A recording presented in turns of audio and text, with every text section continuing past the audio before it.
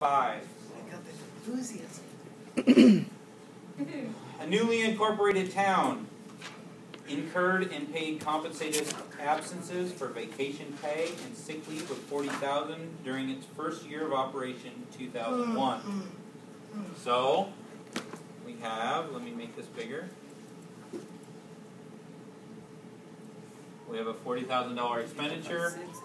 We have cash. Okay? What is CA? CA is compensated absence. Oh, Okay?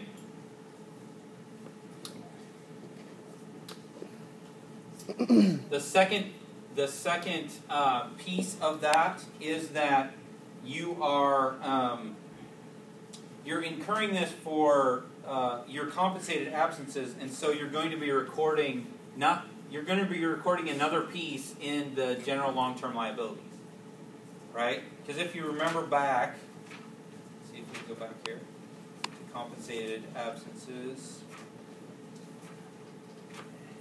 Find it.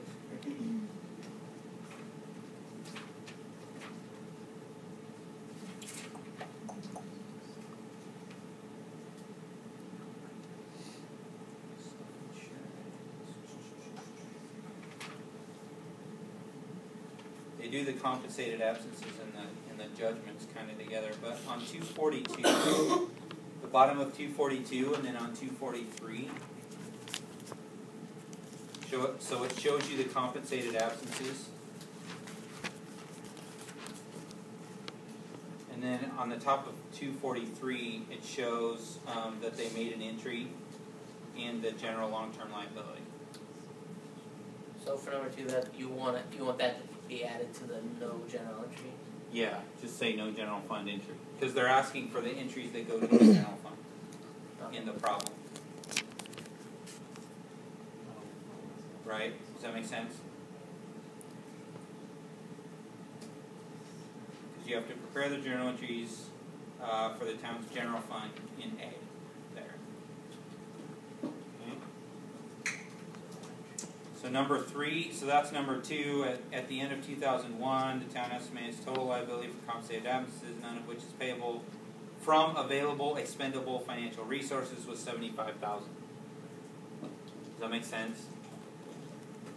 The problem says, or the question says, none of which is payable from available expendable financial resources.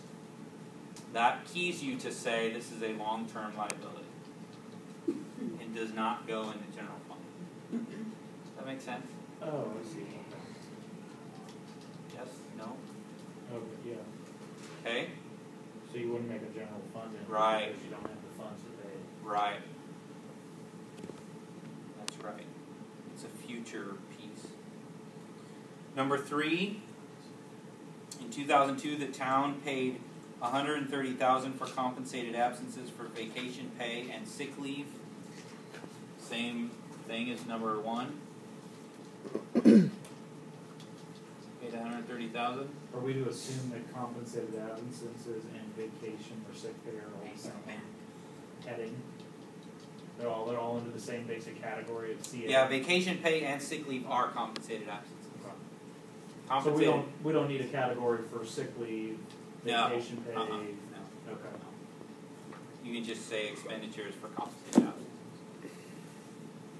Okay. I mean, if you're in a business, you could have separate accounts if you wanted to.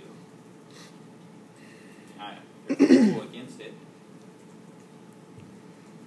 At the end of 2002, number 4, at the end of 2002, the town estimated that its total liability for compensated absences was $160,000. Of the $160,000 liability for compensated absences, $5,000 was deemed to be payable from available expendable financial resources. Okay?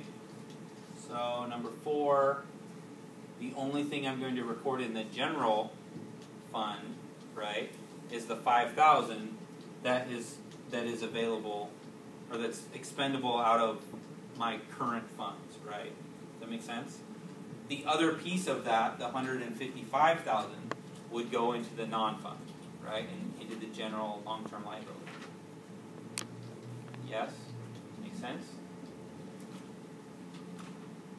Not seeing as many head nods as I did. Okay? So if it's applicable to your currently expendable funds, it's going to be an expenditure. If it's not, it's going to be a long-term liability. Okay? You see that come back in the debt service fund in chapter 8. Okay? The difference between a note payable and a long-term liability. All right. In 2003, number 5, in 2003, the town paid $210,000 for compensated absences for vacation pay and sick leave. Okay? Now, here, rather than just it being 210 and 210, I'm taking that 5,000. Right? From the one above. Because, yeah, I had accrued it here. So when I pay it, I'm going to spend that first. Right? That makes sense? Number 6, at the end of 2003, the town estimated that its total liability for compensated absences was $140,000. None of the $140,000 liability for compensated absences was deemed to be payable from expendable financial resources. So again, like number 2, I'm not going to make an entry for that in my general fund. I'm only going to make an entry in my non-fund, my general long-term liability. Okay? So here, the key verbiage you're looking for is it payable out of your current funds, your expendable funds, right? That goes back to chapter 2 or 3, where we talked about what's expendable and what's non-expendable. Okay?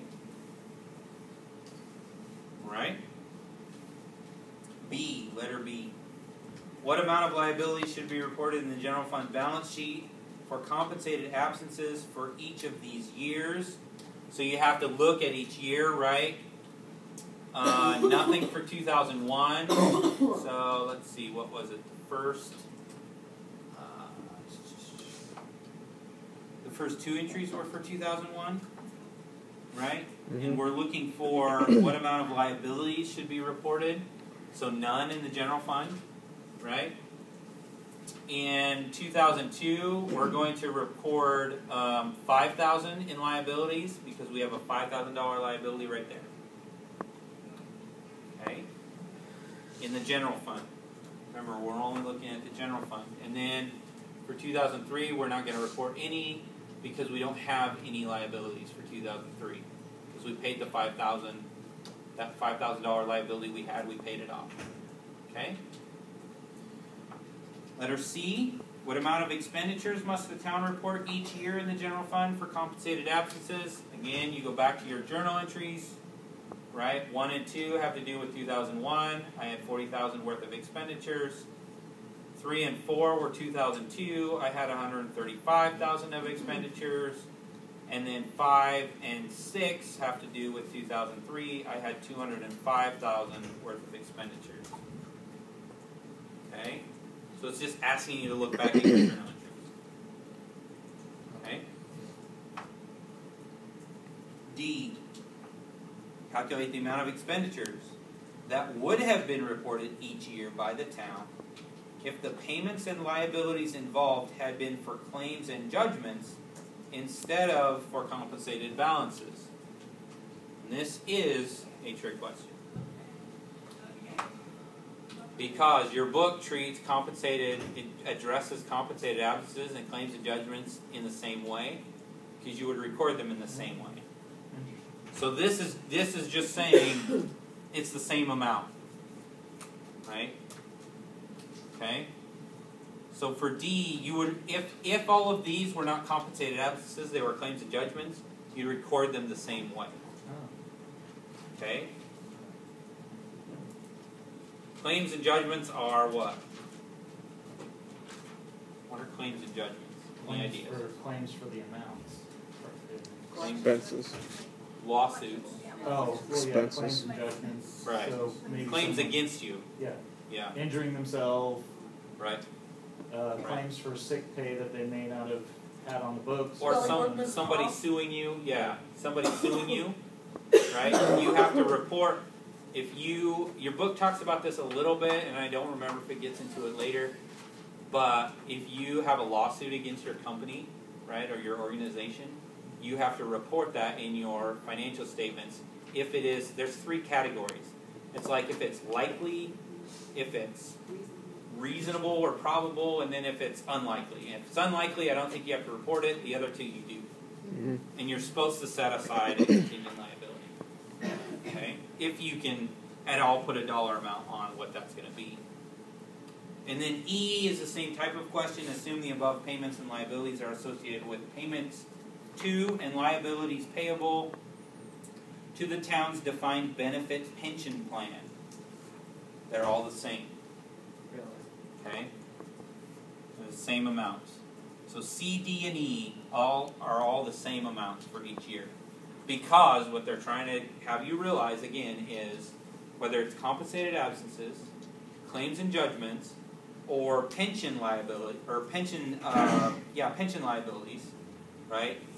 Amounts that you owe to a pension plan, they would all be recorded the same way. Okay? Yeah.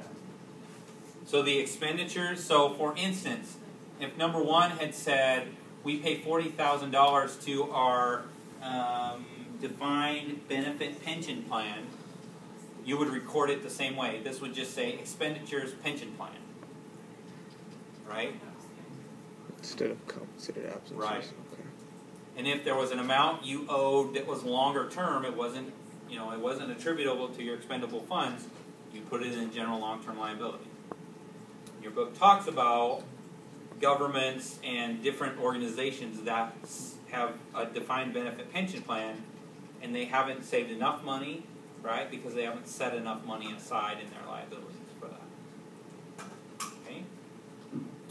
Questions on 6-5?